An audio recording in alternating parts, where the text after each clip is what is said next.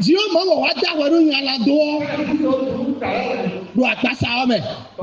Soni. En envoyant à cause du péché, Do nyala do utu ese bitondo.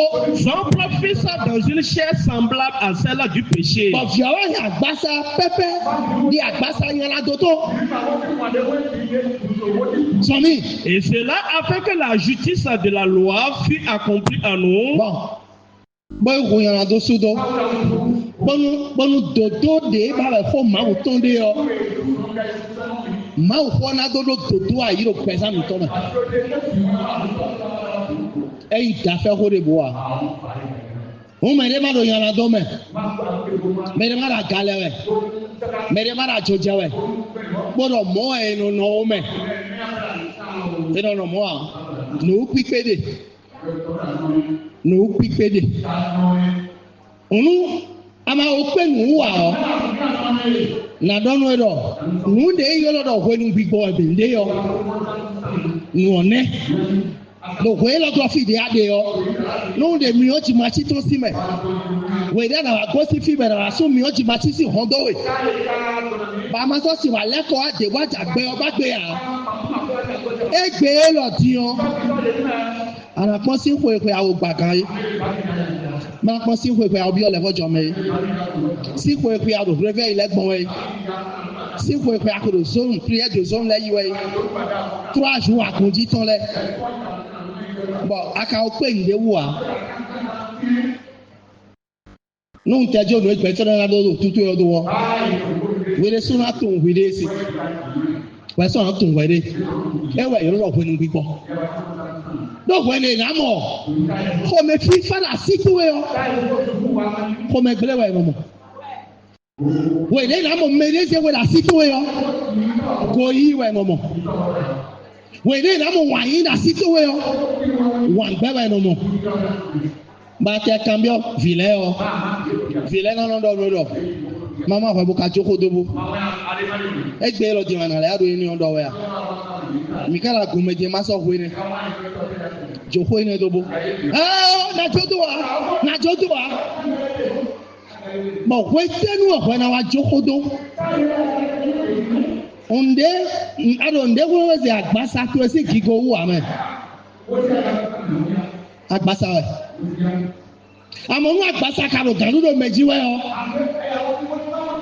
nkọ́dọ̀ ní àṣà tán díẹ̀ wọn àgbàsá gàdúrò jì tó wẹ́ ọ convertis naro bùtè búrò gbẹ̀dà tó wẹ́ mẹ́ ní màtẹ̀jà kọ̀mọ̀ntẹ́ à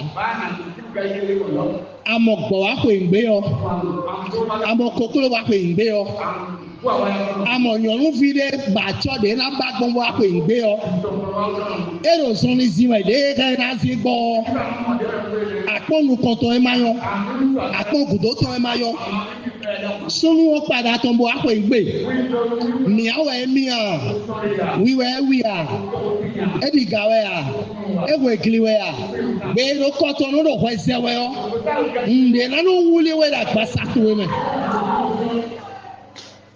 ewa na yoro ko ngbi gbo ahia na mo chuba ndi na wa ya ahia na mo ko nuku tu epo bo ndi na wa ya nu ndi wa we yo ndi lo kweza tu me bo crochet bo nyala do we lecha ewa so be do chi mo esro na so pa si po leto o vide ma bale biwe no ji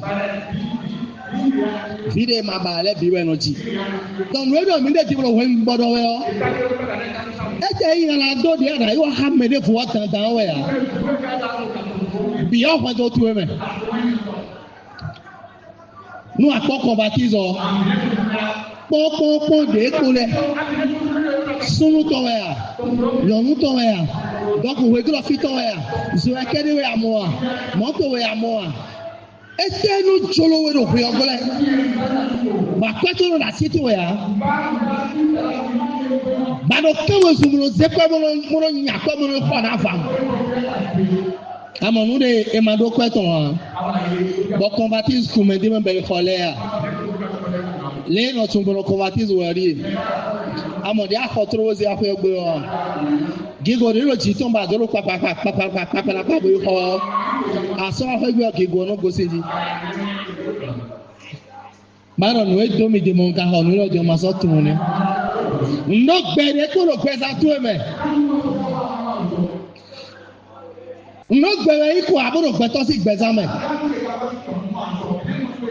Amonu esi monu we o. Azo eju e Kristo ton bo ya Kristo ji o. E o azo kan ji lo gbeza tu e me. E wa zo a. E wa zo a wezo. E wa zo a wezo. Bo khomegbe no to ya nu e. Ado suluwa. Ya ma do suluwa. Bon we janu to me bija na do se we o.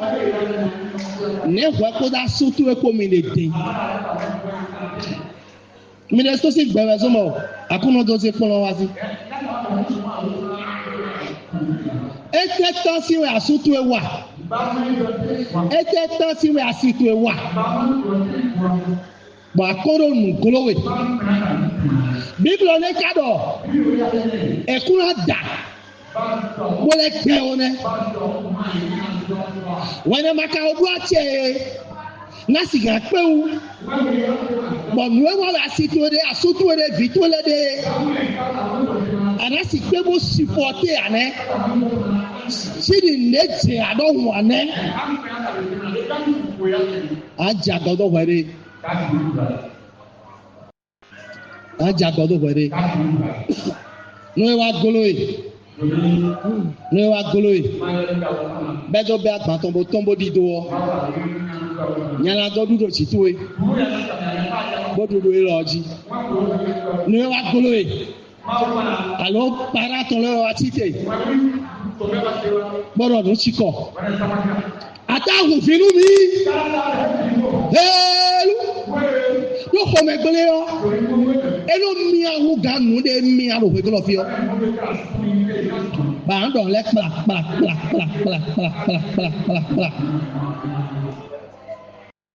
Azon ro don. No vina mi moro e je ka mi na ya fi ai. Eyi amali zahe. Podo dasiko. Kaka je wenwe agbasa si ache kudo a. Era pa we de bo ama. No gege na gbele no dai kuma ozi. E wa so mo dawe one. Na we vi one. Agbasa lo ko to yo. Era no sa hon yin ado ton. Era so we na popo jari do gbe yo. Ero fine de ade jin yo. No no ba te tun. Nu de yan da ya. Gai folo me de aro ma o ko se we jin yo. Nu de yan la do no agbasa to e me. Mo nu ale ha agbasa to e. Bo se we so do tire na o. Bo he kele do tutu we la yo. Ana ko na contact o me fereje. Bana no dodo. No nko tun won. Na we de ba do honu mi we. E da kun medu egbe. Mo ka ro ko sisi hosa. E joro dawe o. E no hoi prop. E no hoi ganji. Bere suno jari dogbe o. E ro nyere su eba. Ye gbenu mi si. Ye gbenu mi. Debo le de wa fa mi me ton le no ku me de me. To me ton le ko do no me ton le ko. Dia vi de la ko teti. Bo ma ma so bo dale. Convertizero ya doni we. E no do kwetenu e na mo selu ku me chedo. Wetenu e na mo selu ku me chedo. Eye ina gbanu mere o. Ai ka ton abulo bla. E wa na iko video. Alo mbede bulo mariage video. Ai ka ton abulo bla. Ba fito ko fino la ko nesu no daru vile do. Wetenu wa kana da sodo. Agbasa di odo. Alodo agbasa di o e. Bonu yan la do na mo tembra bonu ko yi. Nu edele no he agunwulu. Edro mere vona do ni do. Mere do ho no we. Po yo karo US. Po yo do US su tun si. We je na wa do money a. Madoka to we yo. Wono bi gba to we yo. No kuru mamo jadu me to we yo. E wa ja za madoka de su to mra isi de be. Elele kaka ebi esuno we kana do kono asunu do akontenti a de miro do mo no dio vile o ebi esuno we dai mo sunu mara do nja dawe a mama chile eno do mo we a sunu de adomo na cho be dawe o ena se tun fa lo to do khosa e be na do fere so ago ko jinu me a vile ka do ko ma o to sewe bodo khesirisi me bodo te ko juro ma o to de waje mo roji o ne na bulogbo weno mo do re o ko si la ro ko do ni we choma ro hin hona we bodo ko ma o to he we ba pipe ide me fie no amo me no amo ko lu ko si ye ja so dagbe lo ye no le ja sisiji asisi nyon de ko we ko ato ko si ro fine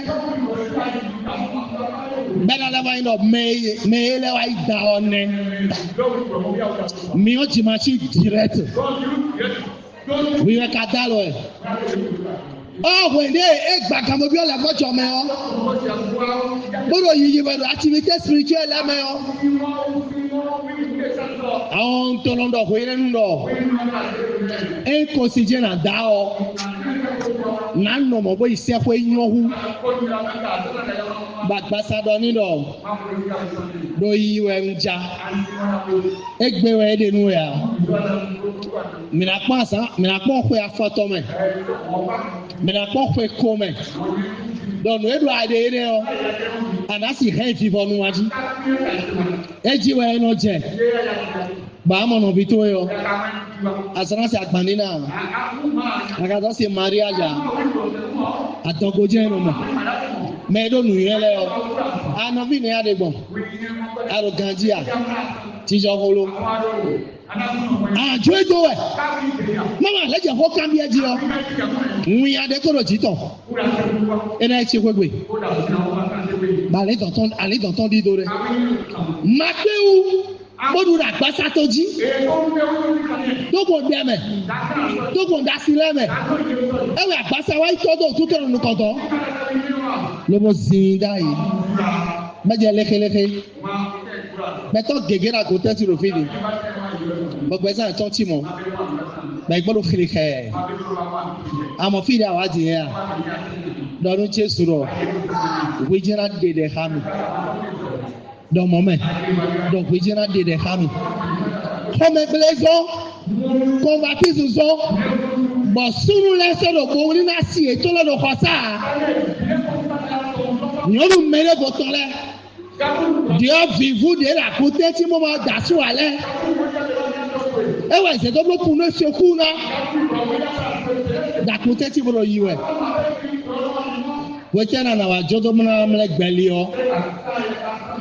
Mi dɔnu mi rɔ mɛ ra galɛ bɛ bɔnmɔ bɔ wa koe toro a gali lɛ si a zan gbele ma wɔ na yi do gbɛma do ko do mɛ ya ina yi do si aƒe ya de aka ba tsɛ ina dzo do wa ko di yɔ badonu ko yi do de mɛ wɛ yɔ nu kaka wa ko azɔn vlɛ kɛsɛ de di ɛnɔ bɛ si azɔn vlɛ kɛsɛ de di ɛnɔ bɛ.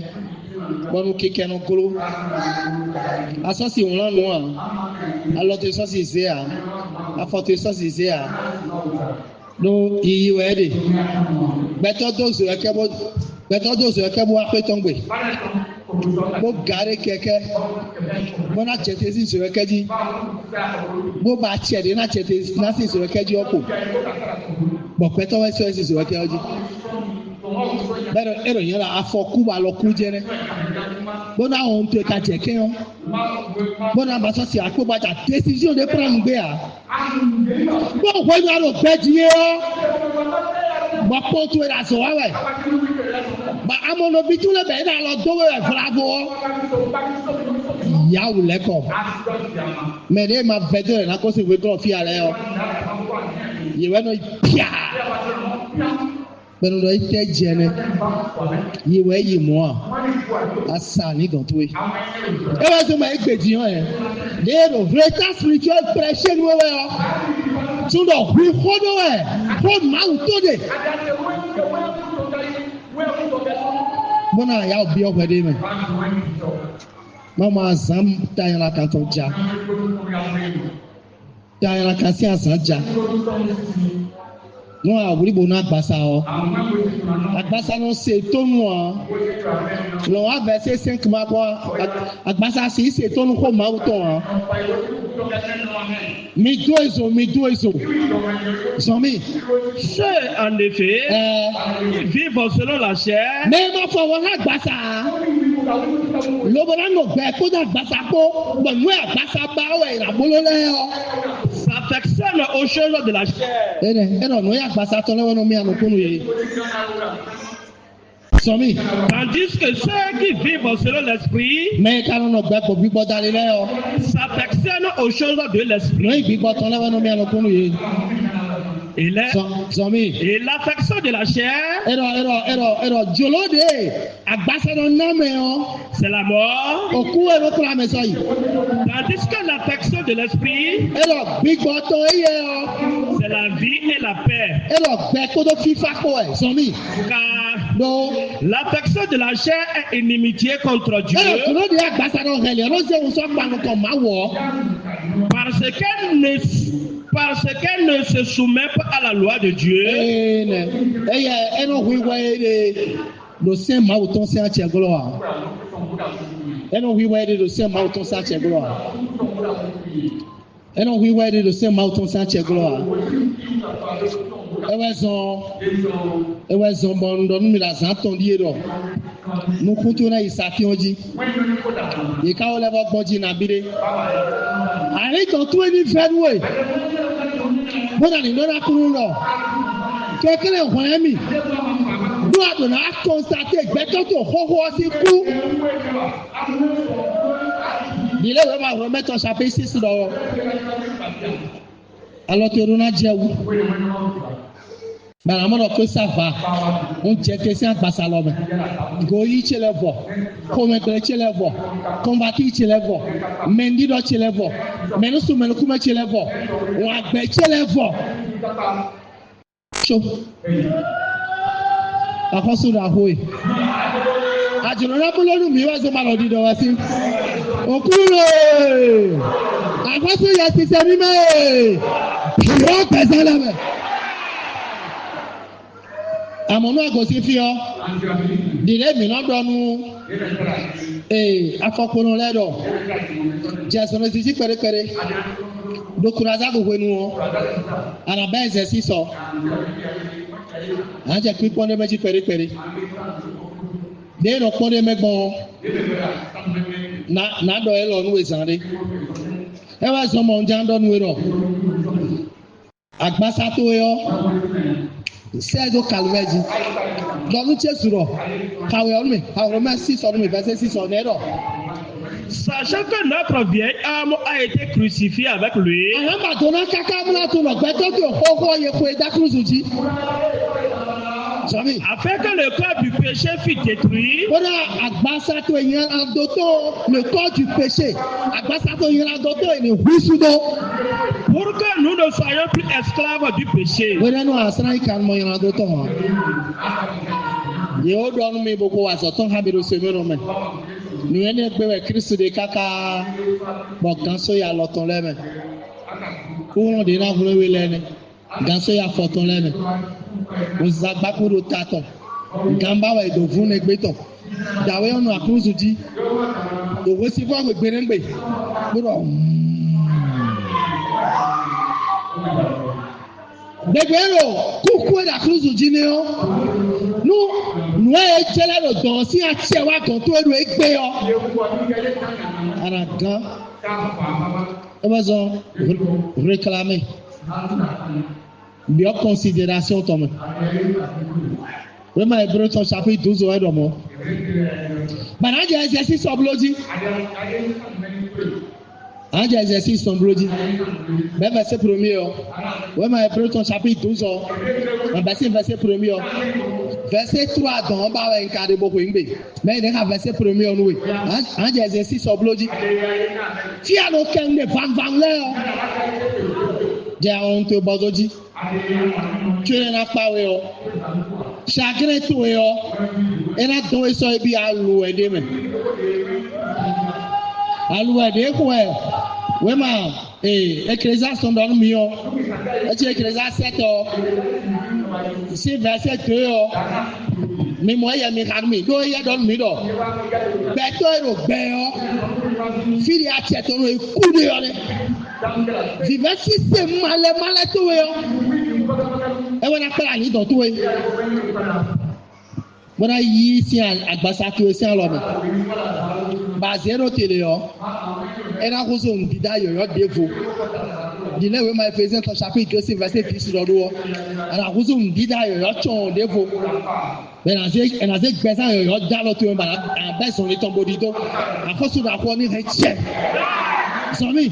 Mieux vaut aller dans une maison de deuil que d'aller dans une maison de festin.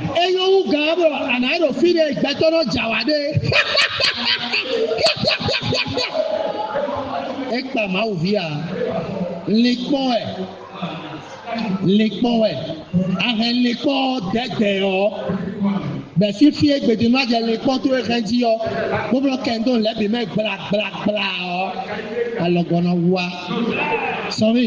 Car no, c'est là la fin de tout homme. C'est là la fin de tout homme. Sɔmi. Et celui qui vit prend la chose à cœur. Sɔmi. Mieux vaut le chagrin que le rire. Enyɔnu eɖɔ ani nɔ vivɛ si semeku gaɖɔ ani nɔ nukpɔkpɔ wɛ. Car avec un visage triste, le cœur peut être content. Nous pouvons mettre nos yeux. Aïe, katena wa ma wajije. Aïe, katena wa mo gigoi. Et quand c'est pour grandir, aïe, katena wa ma wajije. Aïe, katena wa mo gigoi. Et ne na pas. Et ben ce mon bien oui pas du odaï. Kaya nous. Nous devons aussi, mais puisque nous sommes environnés d'une aussi grande nuée de témoins, rejetons tout fardeau et le péché qui nous enveloppe si facilement et courons avec persévérance dans la carrière qui nous est ouverte. Kawezun bɛ bi hɔn dodotɔ hɔn dudejitɔ hɔn kakpikpetɔ de ho do tenu yɔ yi biɔ mɛ sɔmi. Ayant les regards sur Jésus, le chef et le consommateur de la foi, sɔmi, qui en vue de la joie qui lui était réservée, a souffert la croix, et mauvais sapiton, et mauvais acclusotton, sɔmi. Méprisé l'ignominie, et doya et jehale bini, et s'est assis à la droite du trône de Dieu.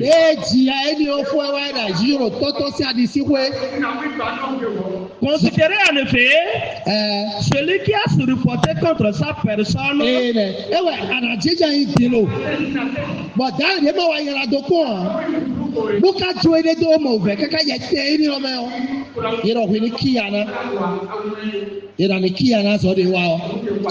Une telle opposition de la part des pécheurs afin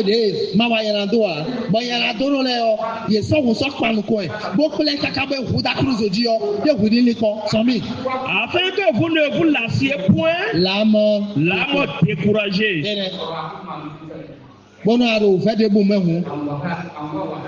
Numati konuwe ye ka no ko jese we a na le do gbatueji keze gboro po alo no bi to le tenti mo yi we o Yere solo na jadi do jiro. Na we lo nek beton kachine. E jadi odi ojime. E jadi odi ojime. E je do mo na dimo. E ma do hode ya. No dokunde menui. Dokunde menui.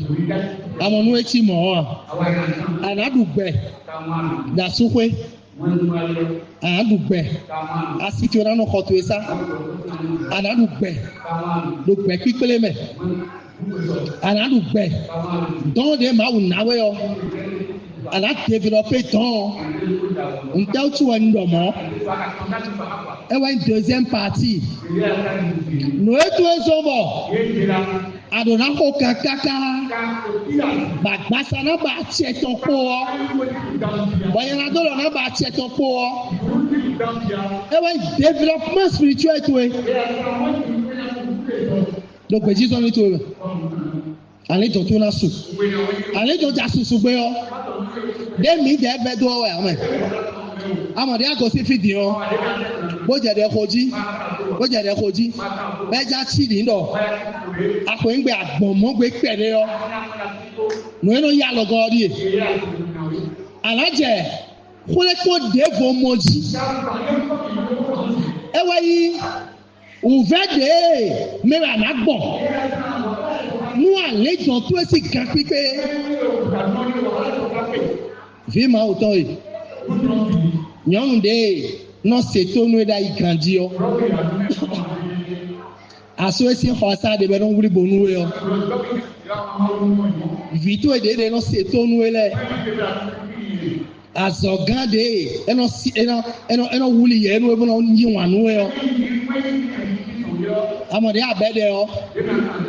Ba aja agbomoji do khomegleji boja agbomoji do convertis ici aja agbomoji do goyi leti yo ewe legbara do bon demi na kuno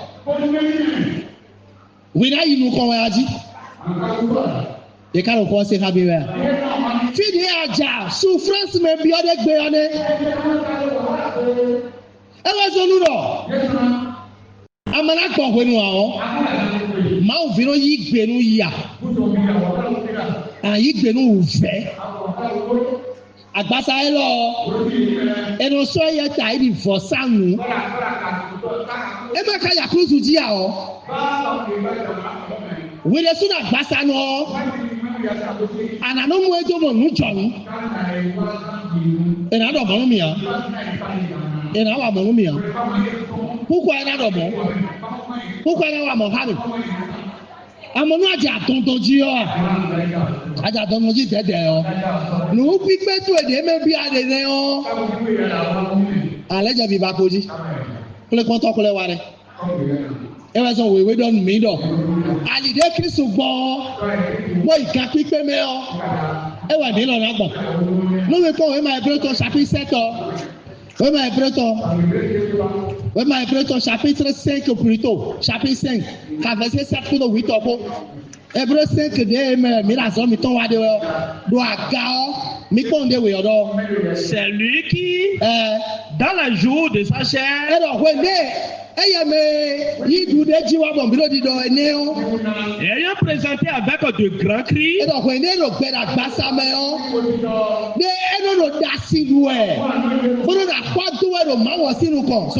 Et avec l'arme des prières et des supplications à celui qui pouvait le sauver de la mort.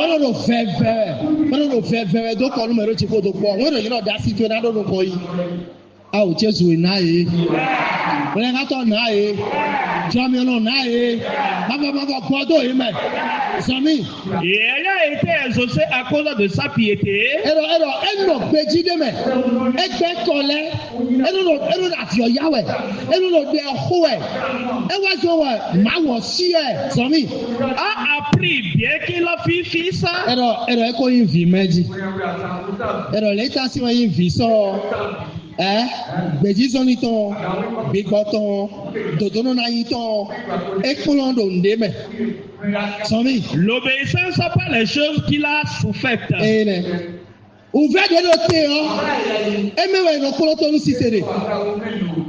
Ouvert de nous à soutenir, ouvert de nous à soutenir, ouvert de nous à aider le bec, puis pour les meilleurs. Et même à coloton aussi serré. Maman a fait une fille de bois, une jana bob. Nous n'avons jamais sur le petit zone de mêlée. Nous aidons des awan des nations des deux. Midoho de Bernardo Rosa. No media soon like Gawa media me. Eja vile toju kawe gbe ya. Eka jaba ki kwena gbe ya. Afo chacha de bo dan sumo soda yo. Ena lo bi keka ina ba kadaji. Ejore na di da go bi owo gba ko donu ko tu me. Ma chi te bo ti apeto do ko me. Mo ko ndu to ko mo bo akwe atogo di. Na ni me le na duaji. Akana hikwe wa. Alo vile toju we ya. Eni